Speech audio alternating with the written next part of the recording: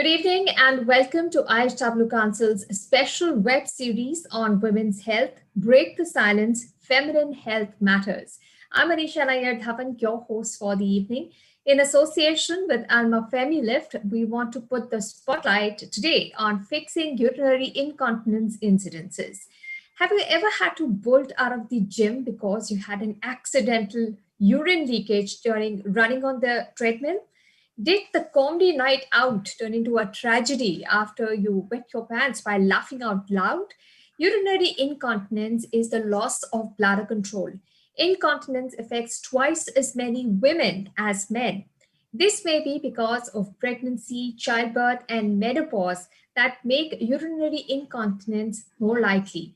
The two most common types of urinary incontinence that affect women are stress incontinence and urge incontinence, also called overactive bladder. Now, urinary incontinence is not a part of aging. It's not a normal part of aging, and it can be treated.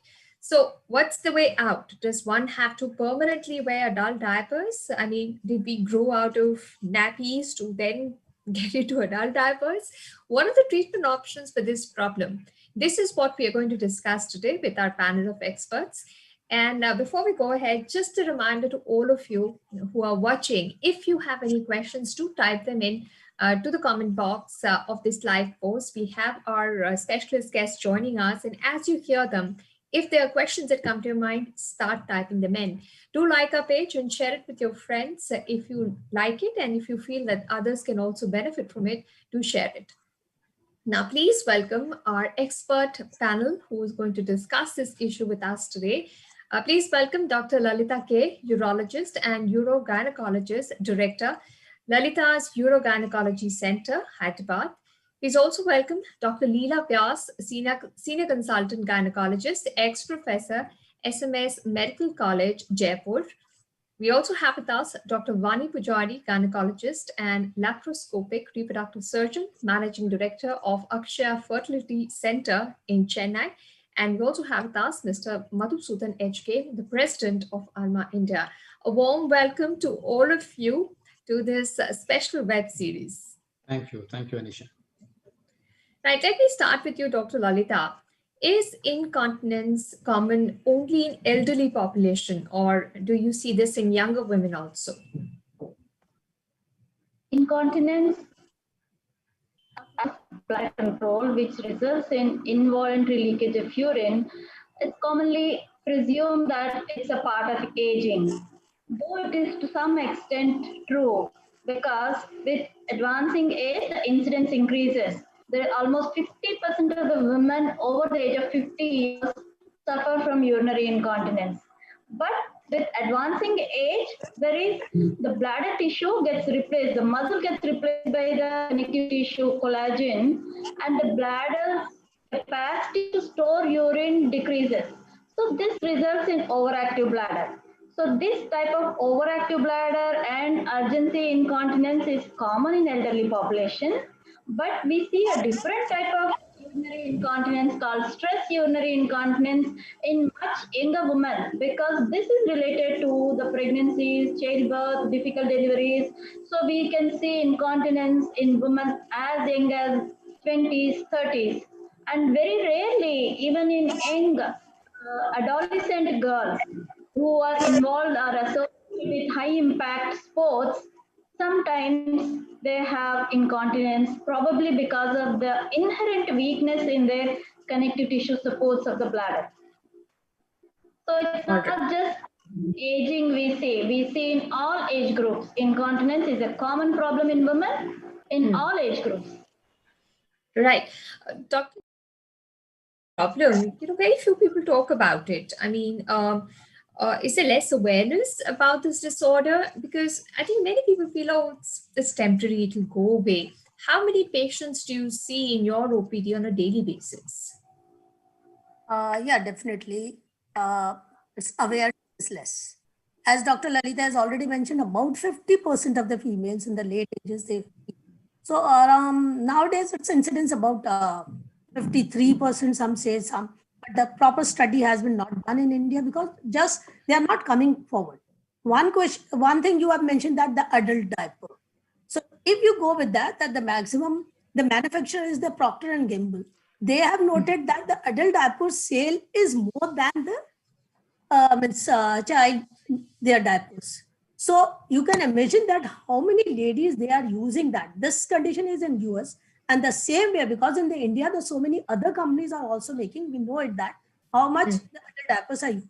So definitely this is one of the point, the awareness is not there. Means awareness regarding that they have the problem, but they don't know is there any solution for that. So awareness regarding the treatment we have to create. And another point is they feel shy in explaining this thing to even among their family members. I've seen that some females are not even discussing with their husbands. The husbands are coming and they are saying, she's stinking, she's having urine smell. Please, doctor, you ask her what's the problem with her. So these are the things, this is the shy. So you can imagine that in Indian scenario, even how they can ask to their children that they are having this problem. And in society also, they don't want to talk about it. Everyone that. Yeah. So ma'am, what do people do when they have this problem, Dr. Leela? How many patients are you seeing in your clinic? Are they coming up to ask for a solution? Do they see this as only a niggling issue, or is this a disease and a problem they want to fix? Yes. If you suppose, even in this COVID time, the patients have been hardly looking at 20%. If I say 20 patients, if I see in since morning to evening, in these 20 patients, not every day, but in twice or thrice in a week, a patient, she'll come and say the first complaint of that leaking out. We are asking in a leading question, do you have this problem also? Then they explain yes, because it is also associated with the mild prolapse. During pregnancy also, they don't want to discuss about this. They say that I leak, sometimes leak. Then you have to explain them what is this. So this stress urinary incontinence, it is not a subject which is known to everyone. So the awareness regarding this is one of the problems. And second, awareness regarding there is a treatment for that. So this a very less number of the patients are coming with this problem, and this is because of the lack of awareness. All right. Dr. Vani, Dr. Leela mentioned pregnancy, leaking during pregnancy. Now, most women think, oh, this is normal. This is part of pregnancy and it goes away once, childbirth happens. Now, can the discomfort of urinary incontinence be mended by changes in lifestyle? Does it automatically go away? Okay. Good evening, everyone. I'm glad to be here, and welcome to everybody who wants to know something about urinary incontinence. Yes, like the Dr. Lalita and Dr. Leela were telling about younger generation or suffering from this problem, and it is associated with pregnancy as well. And then majority of them, they don't come up with the problem. And even I see very often working women, and they somehow where I'm from South India, and it's very easy to hide under the sari, and then they wear all kinds of diapers and all sorts of support systems, and they try to avoid a lot of their daily routine also. They try to change a lot, and so that they don't leak and all that. But if only they can come up with their problem, and then they can talk to a specialist. There are quite a few things which a specialist can do. First of all, they can identify, like Dr. Lalita was telling, there are two types of incontinence, like overactive bladder and as well as stress incontinence. So they can be identified, they can be evaluated properly, interviewed properly, examined, and then we can come up with what is exactly wrong with them. And there are quite a few times there are lifestyle interventions and some basic things which we can do so that her suffering can come down. So this is actually basically a lifestyle disorder, basically a long-term suffering, by doing some changes to her lifestyle. Like if she is obese, we can, ask her to go for a weight reduction by diet and exercise, and she has to take a proper help to, just like that, if you lose weight doesn't work. if you ask them, nobody can lose weight like that. So we have to give them proper professional help and give them realistic goals so that they can lose weight. And they can we can go through their bladder diary, and then how much fluid they're taking in, and what times they're taking in, their caffeine intake and their alcohol intake, if anything is there, and even citrus juices and any other juices also. And if all those things are taken in the interview, taken care of in the interview, we can reduce their caffeine intake to sort of less than 2 cups per day. And then if they can avoid, I'm sure not a lot of alcohol drinks are there out there, but there are a few women who might be indulging in, so they can stop that. And then the caffeine will be present in several drinks, not only in coffee, several drinks. So they might be thinking that health drinks and whatever, and caffeine might be there. So they have to look for caffeine and then try to avoid caffeine, and then avoid citrus fruits. That also will help. And then try to reduce the fluid intake after 6 p.m. or 7 p.m. so that their discomfort will be less. And then they can, based on the majority of these women, or they're all the time panicky, they're very scared that they might leak urine, and they keep on going to the bathroom and all those things. So we have to train them. And then we can even, if they are really suffering from this disease, we can even tell them to go for a behavioral therapy, and then they'll teach them how to relax, and then how to have a proper voiding. And then they will be taught about the proper normal bladder function also. So all they have to do is just approach a specialist. They'll understand the problem, and they'll understand the normal physiology, and they can go through all this. They can even start pelvic floor exercises. A lot of physiotherapists are having now regular pelvic floor exercise classes also, so they can attend that. And then younger generation, especially if they attend this pelvic floor exercise classes, they will improve. And majority of these people, they try to reduce their fluid intake drastically.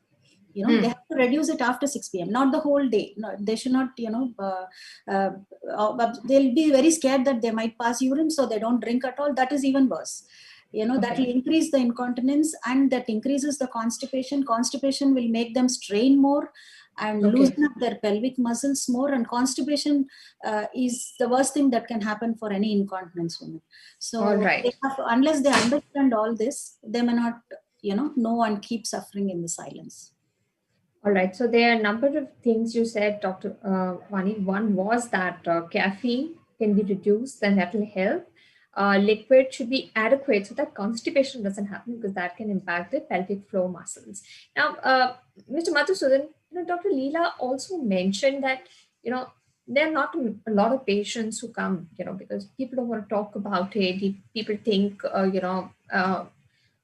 how do I go ahead and, fix this? A lot of people don't think that this is a fixable disease. But, it can hurt a woman's self-esteem, her social standing, which leads to most of them to hide this condition, perhaps lifelong, like Dr. Katta was saying, Dr. Vani was saying that, women, in South India, in Chennai, they wear a sari and they'll just try to hide this thing. So how do you think we can make a positive change in the attitude? I mean, this is not something to hide. This is not something to be ashamed of. It's something that can be fixed, and we should move towards that. First and foremost, I think, at the outset, thank you so much for having me, on the show. And I think, the SUI is an issue that is impacting the women, worldwide. And it's a massive, issue. Now, when it comes to changing or making a positive change, to me, there are two steps. One, as the panelists, spoke about, the awareness is less. Awareness is less, but I think, to me, within that awareness, what's important, is to make a proactive, change, which means to say that, we know the reasons, why or when, the women may go through, these, issues. It could be pregnancy, it could be age related. There are multiple things, the experts have spoken, just now. I think what's important to, make the patient, understand, or the women understand, is that you may go through this. And also, it is important, actually, the people, should know that, it is not just that actually they are alone and they are not actually, suffering, in silence. So therefore, I think the first point, is that they should not consider that, they are just one person in the whole world actually having this. And we discussed about the percentage. In fact, there are multiple studies, interactions. When we interact with the practitioners, we come to know that there are 25 to 30%, of the women, they suffer, from the incontinence. This is massive, considering, our population. So if it's a person, who is going through in a pregnancy or passing that in a stage, or actually in aging, perhaps actually the proactive, awareness, program, would help. Therefore, they already know there is something coming. And the second, most important thing is, the reason why they shy, is also because they do not know what kind of treatments, that are available. And they also think that, everything, will lead to surgery. I do not want to undergo surgery. And therefore, I think they would shy away, from talking to the doctors. One, perhaps because of the social stigma. Second, because the treatment could be leading to surgery, and I do not want to go through the surgery. So therefore, the treatment options, need to be made aware of. And the third important thing, I also know is, this is through interactions, and I understand, is the specialty. So therefore, what specialty do I actually approach? So I think there is this awareness, that's most important thing when we are talking about awareness, proactive awareness, then the treatment availability, then about the specialty. I'll give you a classic case. One of my friend has joined in on this show, and when I was sharing that I'm going to be joining the panel, and then he said, I also want to come over and then be there. And then he said, he has someone, in his family who want to actually learn, from this show. Can you imagine, actually people want to learn, from this show? And I would have actually expected, people going to the doctors and then learning from the doctors, because that's what, we want them to be doing. So that's, therefore, I think the second step that comes is, there are only two steps. One is awareness. Second step, is encouraging people to say that, you're not alone. Please go and talk to the experts. So therefore, there are treatment modalities to make, your life, easy.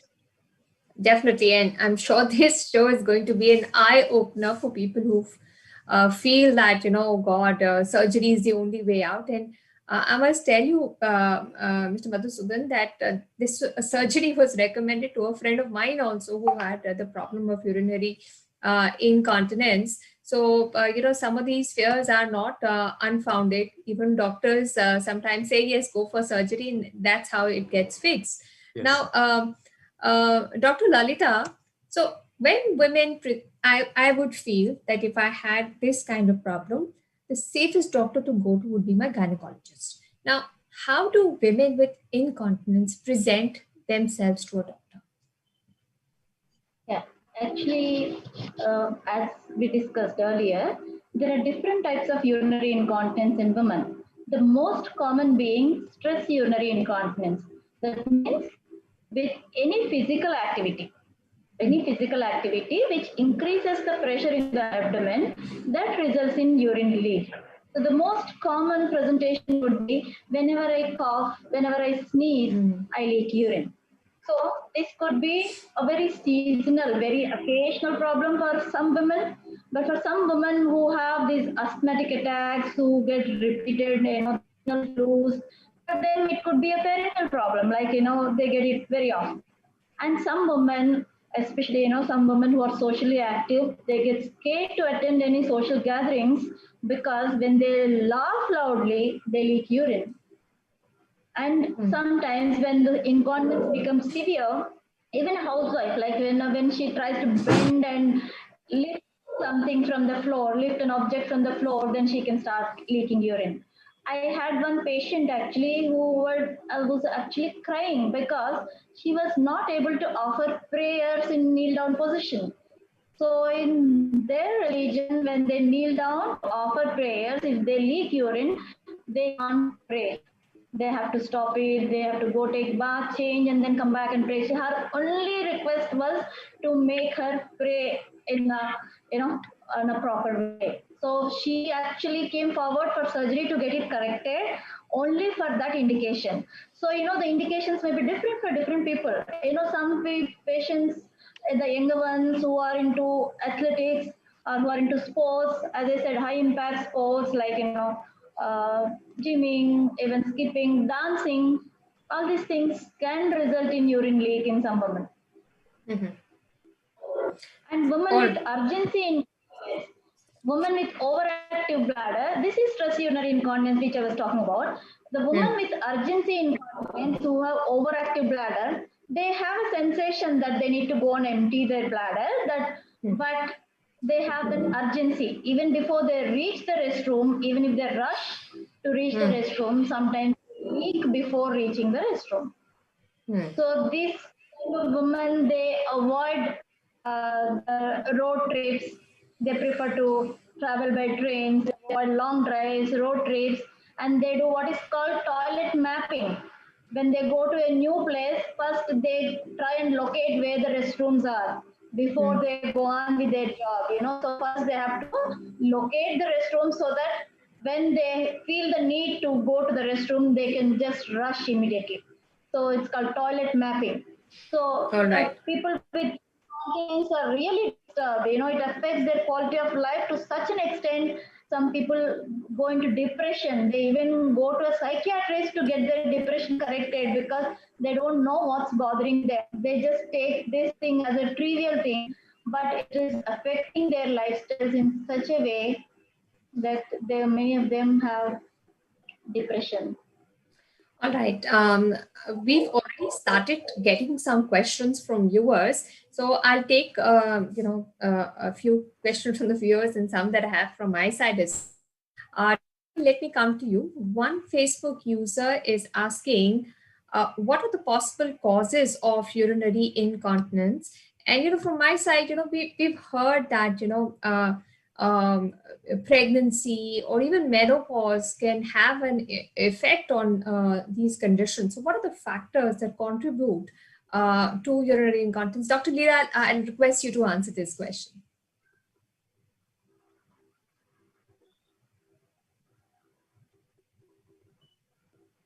Dr. Leela, you're muted. I request you to kindly unmute yourself. So specifically during pregnancy, if we talk, because they are all young girls, they are having pregnancy.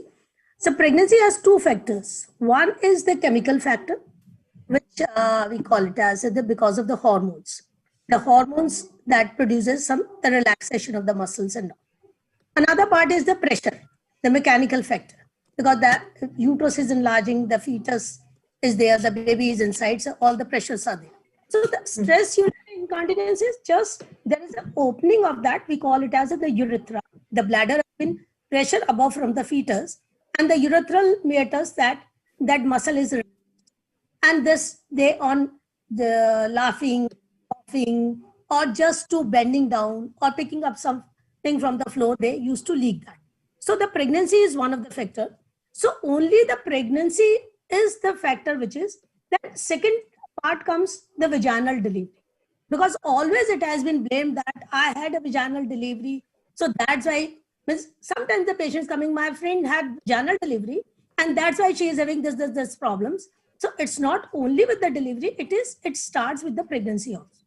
So whether the girl is delivering vaginally or the cesarean section has been done, she may have that. Yes, definitely during the pregnancy, it may be a temporarily, afterward, it can be recovered. So these are few points, as Dr. Vani has said, that they have to take care of their perineal muscles, that exercise and all. So the pregnancy has this effect on that. Definitely sometimes if there is a difficult deliveries or the baby size is very big, any instrumental delivery, and that too with somehow, I would say not a very expert person, they have done, then that time the chances of that there is some trauma and all this called. Menopause, if we talk about that, menopause, again, there is a menopause in that the estrogen hormone deficiency is there. So there are so many things. If we go with the science, I'll just explain to our audience simply. There's a one estrogen hormone. We always talk about that menopause. This estrogen is boon for all females. Means it affects your skin, your hair, your muscles, your heart, your blood pressure. Everything is affected by your estrogen. So still you have your estrogen, well, then definitely that's why all we give the replacements and all. Another most important thing which I want to stress here is the muscle weakness, and then that depends on our diet. So we all are deficit of diet. You go in any corner of India, The vegetarian persons, they have deficit in proteins in their diet. If you talk about non-vegetarian persons, they all are not of a routine non-veg. They are just for their taste they are taking. So it's not going to help in their making their muscles. And again, there is a myth. You should not take excess of protein because this is a gym product. Yeah, these are the so many things that any of the elder person of household, oh, you are a girl, you should not take this protein. So this deficiency of muscle and then deficiency of hormonal effects, that all is, and again with some physical exercise, and routinely we are not doing proper exercising. This practice is not very common in our Indian females. That again leads. So these are the factors which leads this problem, but you should know that this problem is corrected and it affects your quality of life as you are hiding from, you are going to any social function or in family, you don't want to sit there. And as Dr. Lalita said, that before starting from to travel anywhere, you just think of that, whether I'll get a proper place to urinate and all this. So these are the factors that affects. Right. Dr. Vani, we have received one question from a Facebook user. How does one know if they have incontinence problem? And, we heard Dr. Lalita, we've heard Dr. Leela talk about, how it has affected, how they have seen this affect their patients. To your mind, how does this impact the quality of life of an individual? Yeah, like we have all been discussing for the past half an hour that this is basically a quality of life disorder, and probably it doesn't cause any pain to her, and it is not like a tumor or something like that. So they don't consider this as a disease, and then most of the time everybody thinks, and in the house also, because everybody has been suffering in silence. So they probably, if they try to take the help of the elders, they might tell, as a woman, you have to bear with all those things, and these things happen. So they try to search for, options so that they can again hide more. But what we are trying to say through this forum is that it is a disease, and there are certain causes which cause that, and there are certain types of incontinence, and if they are leaking urine when they don't want to go to urine, so that is incontinence basically. Just put it in very, very simple terms. And if they have to keep on going to the bathroom all the time, or if they can't find the toilet somewhere, and then they can't hold their urine, so all these things will, in the night or something like that, they have to keep on getting up. And then both my other panelists have told that they typically, we see a lot of women before they're traveling, they'll see how long is their travel and where they can find the toilet and all these things, very, very typically. But when they make this plan so meticulously so that they can manage themselves. But what we are trying to say is there are different causes, and similarly there are different treatments as well. We have already spoken about several lifestyle interventions by which the problem can be reduced to some extent, or in some cases to a large extent also. And basically by doing all this, they are trying to change their whole life based on this one particular symptom, right? They try to avoid, they in their workspace also, they try to avoid social gatherings.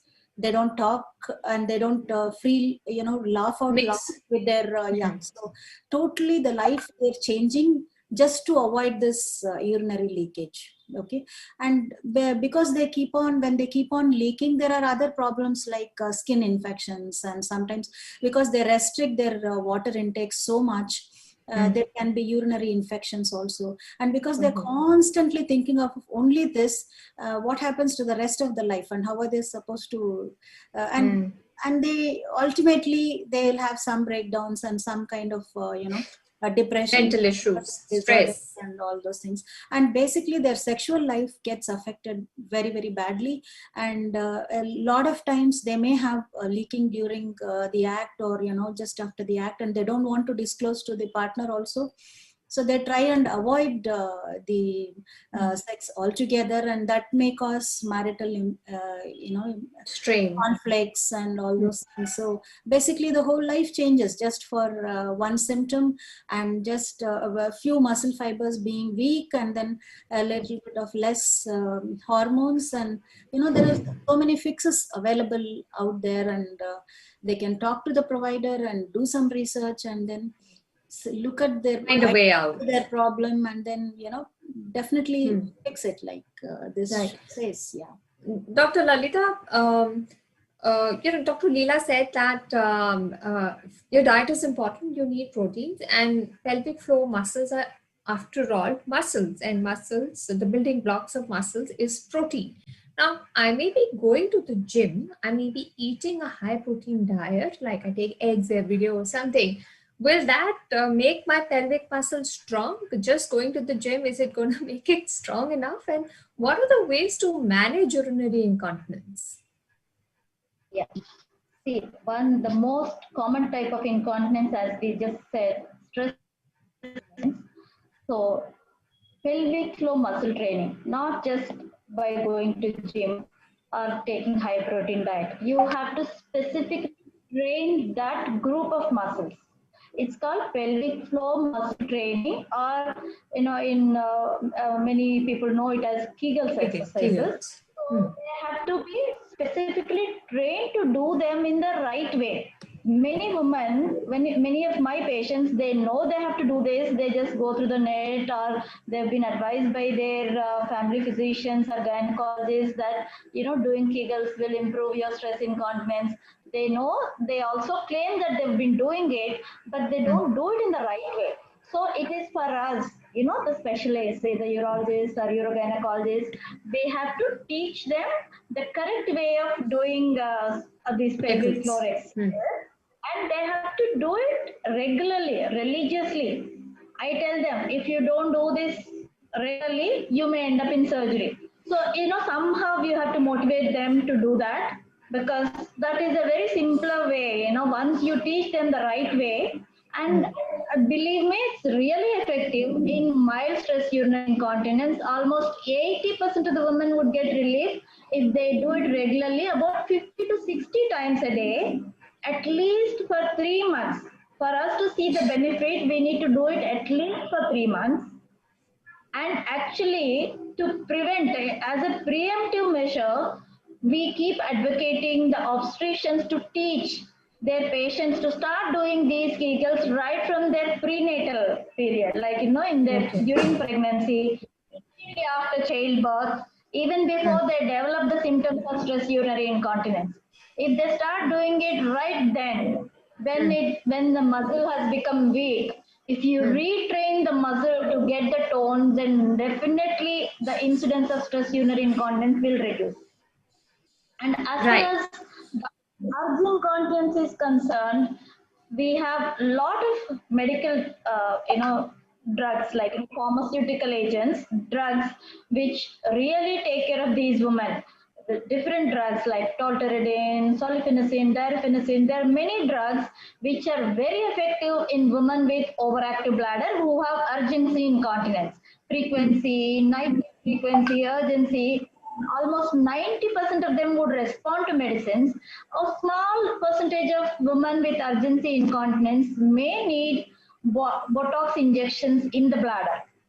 By endoscopy injection of Botox into the bladder muscle will relax the bladder muscle, will treat the overactive bladder if they don't respond to the drugs. And for women with stress urinary incontinence, if there is no relief, if they don't respond to Kegels, the only way till recently, till the time we have the newer modalities like laser, till recently the only other option was surgery. There is no real good medical treatment for stress incontinence, either physiotherapy or like Kegels or surgery.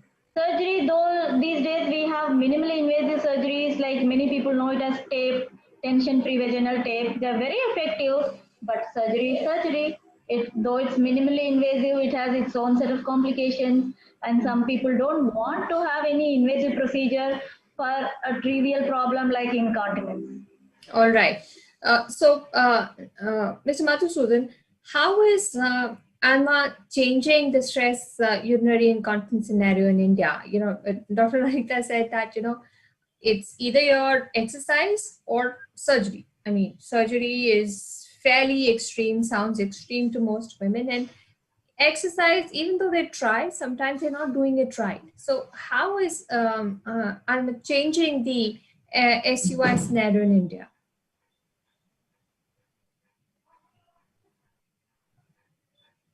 Sorry. I'll just connect, from where I left, from my earlier question. I think, I was talking about, two things. One, we all actually talk conceptually. If you come to it, we all are talking about, creating, as much, awareness as possible. So I specifically said, about, two things. One, it's about, making people aware, about the condition, per se. And the second, most important thing, is to make them understand there are easier treatment modalities, that are available in India. So therefore, you need not shy away from talking. You need not, worry about, I might have to really go through, surgeries. Yes, I think that there is an expert, who will decide about it as and when it is. But it's not that every case, will lead into surgery. So therefore, it's important that yes, surgery is one. There are various other modalities, that are available.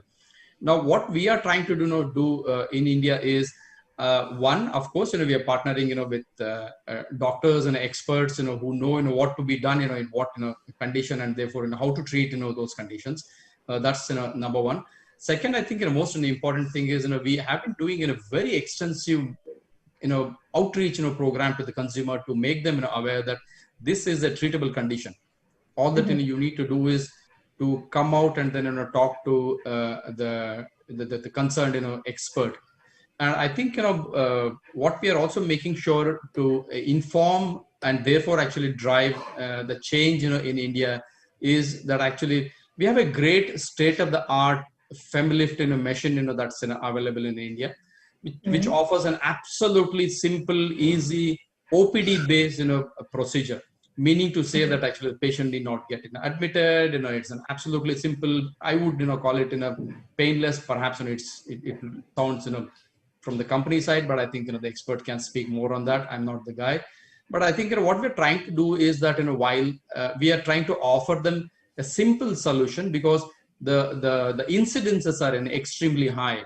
And then people really do not want feel that, oh my goodness, I'm actually in a big trouble. It's not a big problem. Actually, it's a very simple problem, and the easiest thing to do is to just go and then walk it up to the doctor and then talk.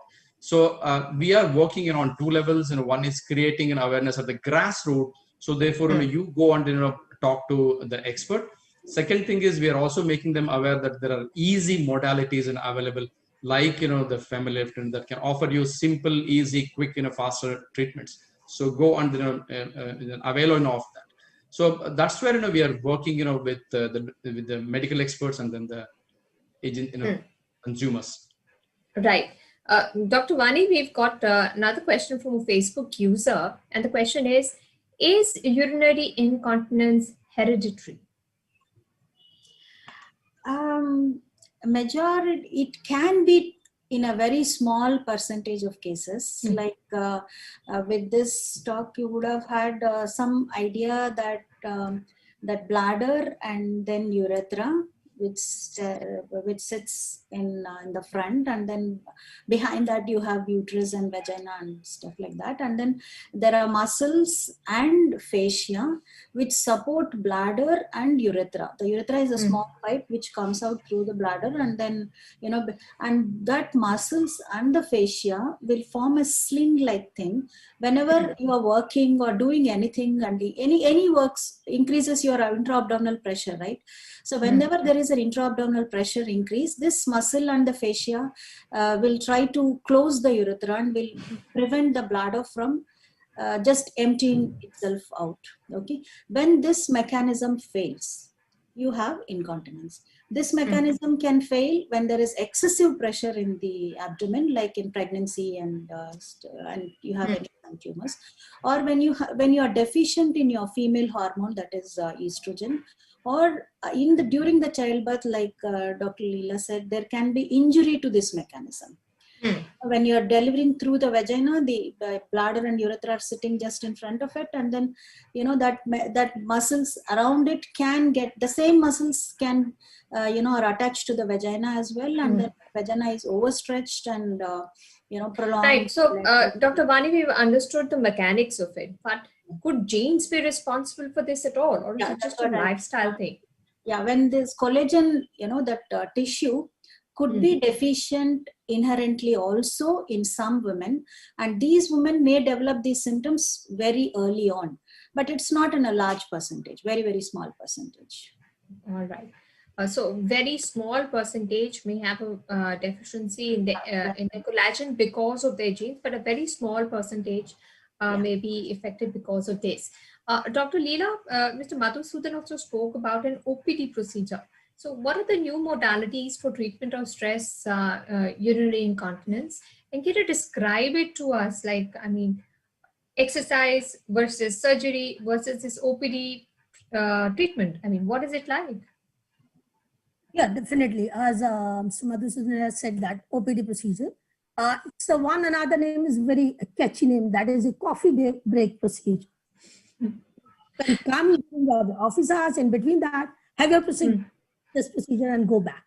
So there is no downtime, no nothing, no any complications. So until last 3 years, I'm using in India. We have started in 2017. I'm I think the third person to start using this, and no single complication has occurred till today. So definitely OPD procedure, and it's a coffee break procedure, we call it as. Yes, the surgery means Mr. Madhusudan has left on the experts. So it is our job, we have to decide which patient will respond to the only exercise and which to the surgery. So in between the exercise and surgery, this newer modality is coming. And regarding exercise, as Dr. Lalita has very clearly explained, that it is to be explained to the patient by an expert person.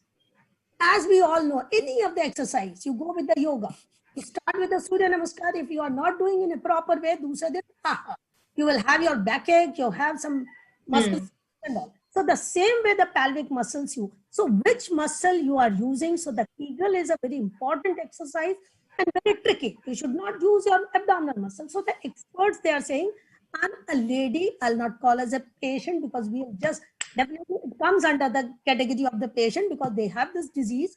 So they are doing properly, and after doing this exercise, and they are not get relief.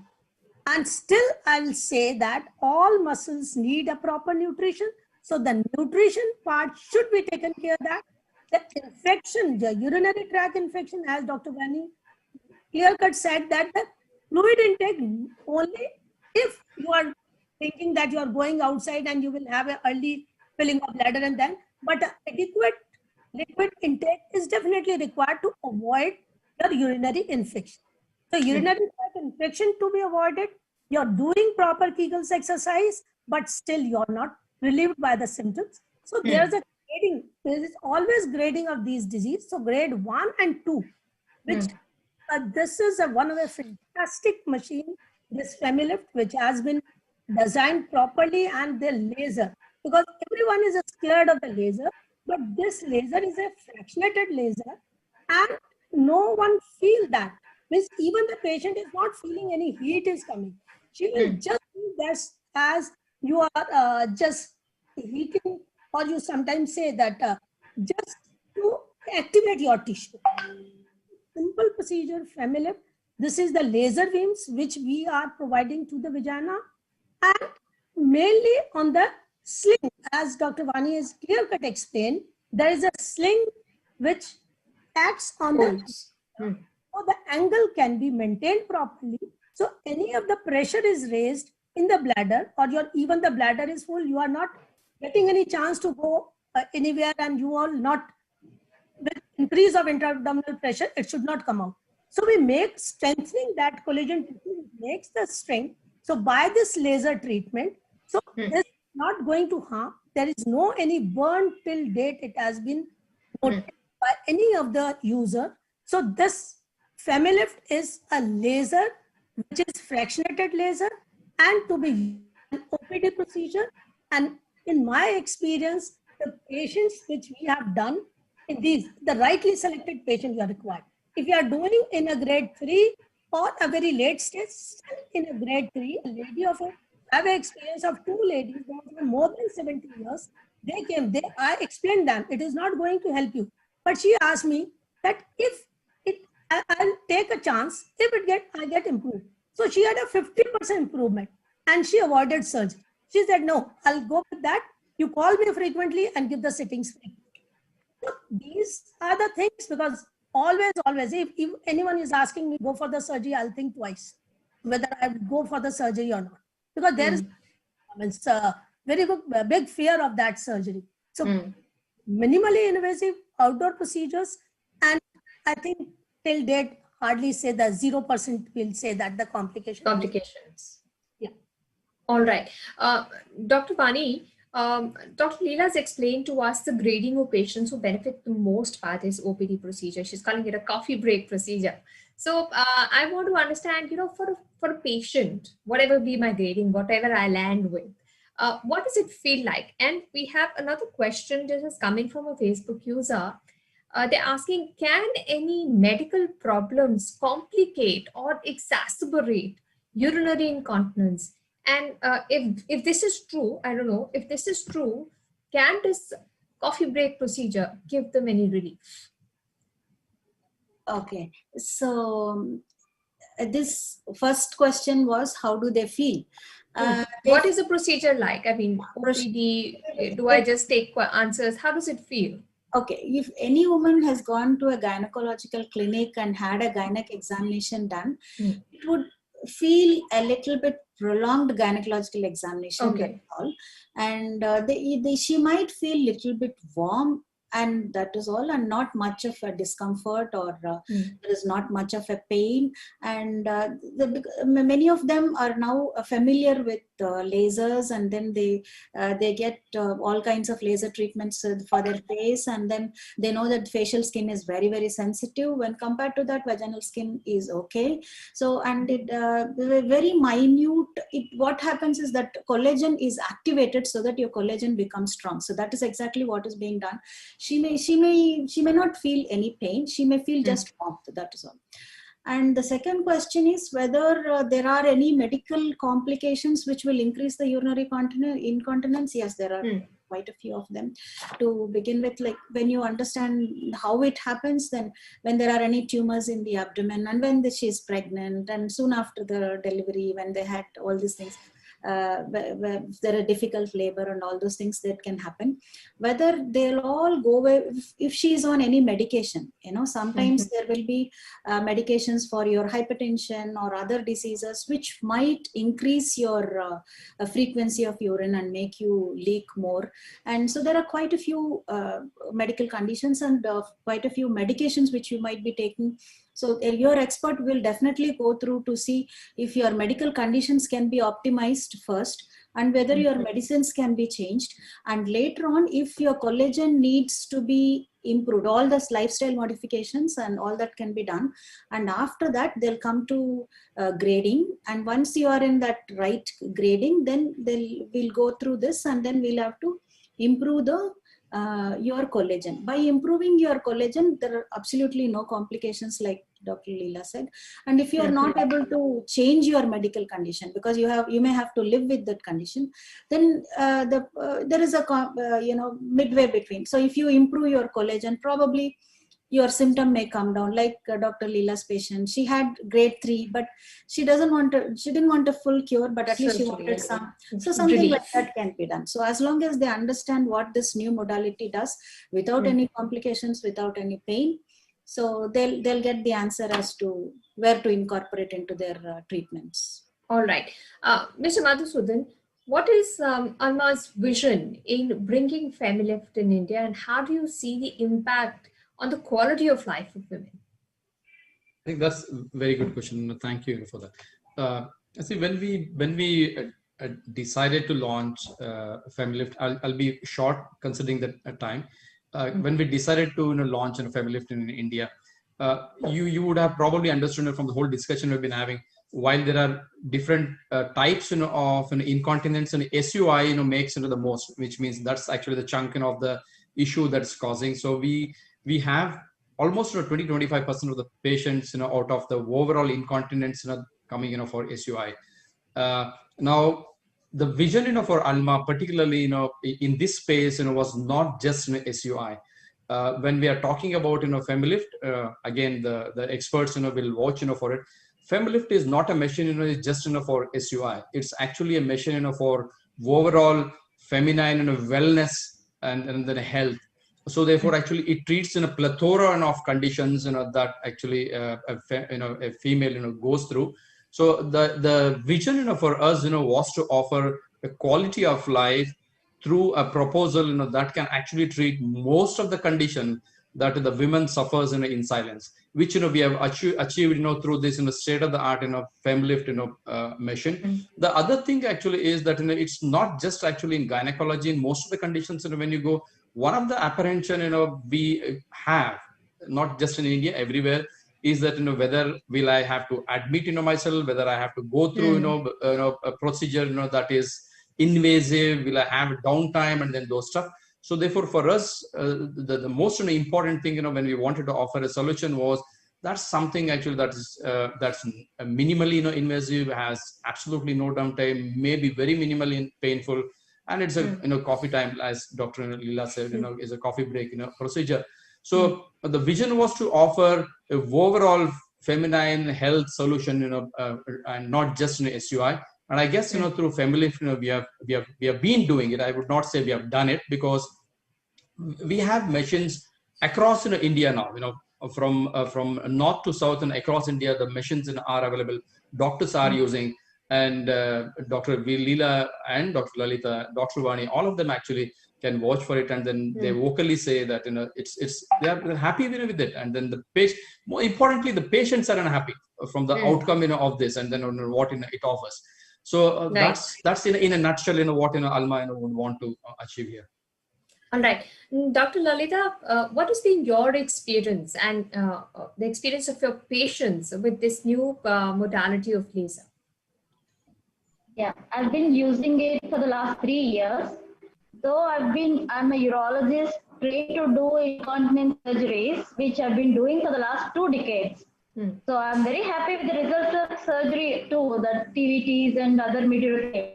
But there is a fraction of women, some women, who are not the candidates for this surgical correction.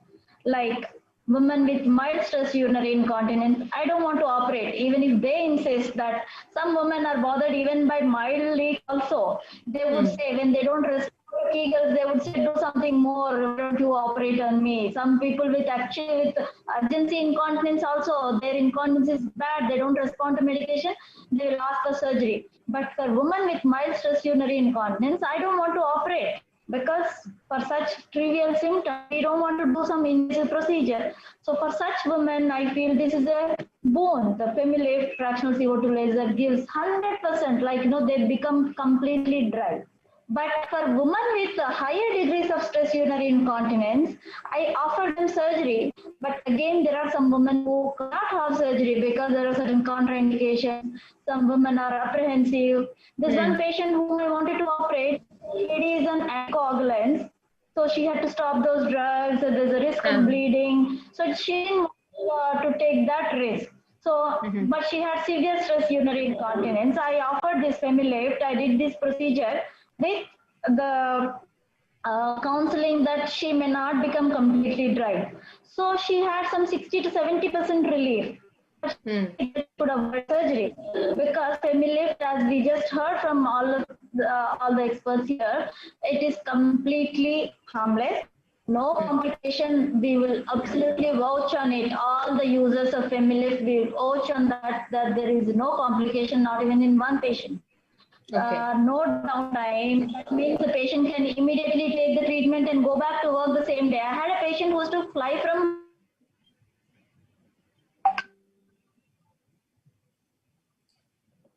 I think we've lost Dr. Lalita's connection. That's weak. But what Dr. Lalita has said That patient used to fly from Bangalore, get the treatment done, and fly back within an hour of the procedure. So imagine how painless it is, how minimally invasive it is. So no pain, no anesthesia required, no downtime. So within 1 hour of treatment, she used to fly back to a different city. You imagine. So That's it's great. how simple it is, and it is really effective for women with grade 1 and grade 2 stress incontinence, and I feel it's a boon. All right. Thank you, Dr. Lalita. Dr. Vani, very quickly, if you can tell us, is laser treatment a permanent solution for urinary incontinence? This is a question that a Facebook user is asking. Does this permanently fix the problem?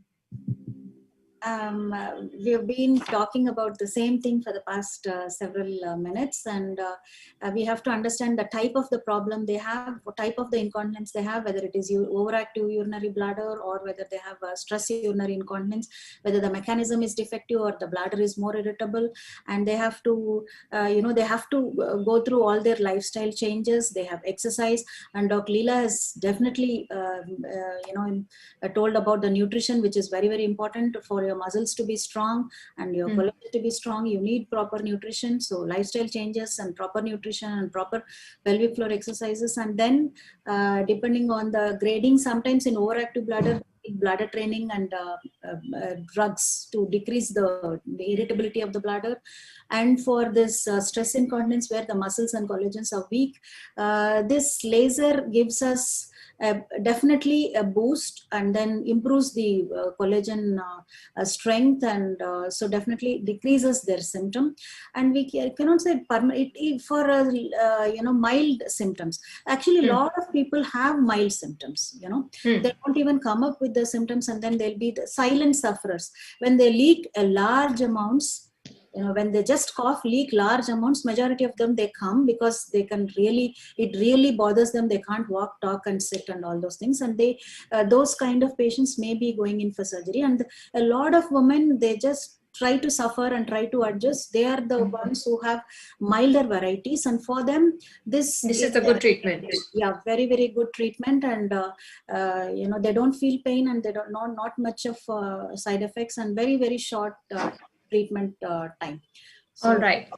So for the women who are listening in, don't wait till the problem goes really bad. Talk to your doctors. There is an effective treatment that can give you very good results should you be in the right grade. So don't wait till it's too late. Dr. Madhusudan, what's the impact of the pandemic on the treatment available for SUI? I think, like any other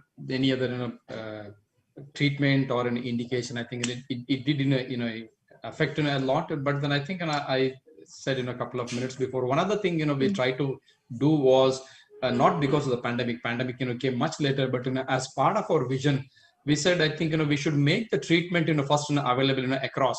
So right from the beginning of this panel discussion, I've been saying only on the two things. One is make people aware about the condition, make people aware about the treatment. So we have now made the treatment available. Now we are going on a mega campaign in terms of making the people aware the treatment is available. Please go and then reach out to your expert. Do not suffer in silence. Please break your silence and go to the doctor and then talk to them. We are on a mega campaign, and then in fact, and I'm very happy to say that actually our programs are reaching in a large numbers. And in fact, this is the third in the series. We have been reaching to something like 80,000, 100,000 people, and then these shows are being watched by 30,000, 50,000 people, and the interaction levels are also extremely high. We have 10,000, 12,000 people who are interacting, which means to say they respond to the program. They want to know more. They say yes, great. So whatever be it, meaning to say that our vision of making the treatment available and the awareness in terms of creating awareness is also working in parallel. All right. So that's what I would sum it up like. All right. So I would like to thank all of you for coming today and talking to us about this new treatment modality that is going to be a big relief for a lot of ladies who suffer from urinary incontinence. We've discussed it threadbare today. And yes, there is a lot of engagement, but now that there is an effective treatment available, Do reach out to your treating physician, speak to them, discuss with them how you can take it up, how it can impact your life, improve your life. And I'm sure all doctors take all the precautionary measures required during these times. So, talk with your doctors. It would be a procedure that could be safely done even during this time. Dr. Leela, Dr. Vani, Dr. Lalita, and Mr. Madhusudan, thank you so much for joining us today. Thank you, Anisha. Thank you, panel experts. Yes. Thanks a lot. It was a very interesting discussion. Thank you so much. Thank you.